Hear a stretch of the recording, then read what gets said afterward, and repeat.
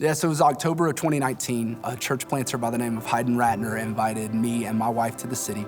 And we were able to put a youth weekend on for some students here in Las Vegas. And we learned a stat that was very alarming, that Las Vegas is our nation's capital for teenage homelessness. And this is obviously a stat that perked our interest, but when we met a young lady on that trip that actually was a homeless teenager, the stat really became a story, and that's really when the burden got real. And so God just really, through a series of relationships, opened our eyes to the reality that church planting is the way to make an impact and make a difference in the world. I remember Kristen and I, we were sitting right here at Hope Church at an M3 church planting conference, and we just were praying this prayer. God, if you're not in this, we don't want it. I remember God taking us to this passage in Acts 2:47, where it says the early church was praising God and having favor with all people, and the Lord added to their number those who were being saved. And we just prayed, God, if it was true of the early church, why can't it be true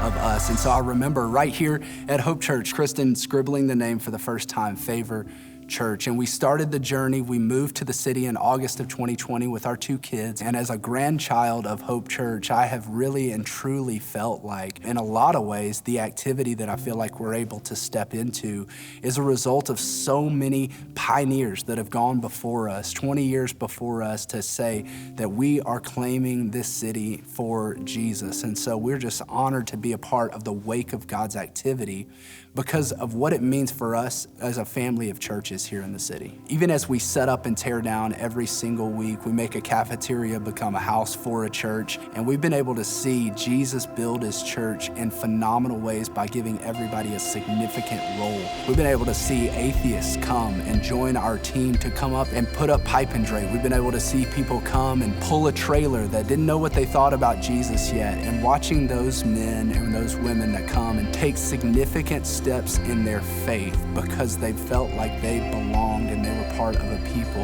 and they put their faith and trust in Jesus has been an incredible story to see unfold. Their impact has been phenomenal because they resurrect the church every single week, and they play a significant part in the kingdom. Together, when we link arms and we decide we're going to plant a church in another part of the city, we multiply churches. And there's something about when you are able to unload a trailer with a church plant team, when you're able to get into the ministry grind with them and see the church come alive and be a part of that happening on the ground, that God's gonna stir your heart in a fresh way. And I think you're gonna be blessed when you give God your yes and you say, you know what, I'm gonna pray, I'm gonna give, and I'm gonna go, because we wanna plant churches to see the kingdom expand.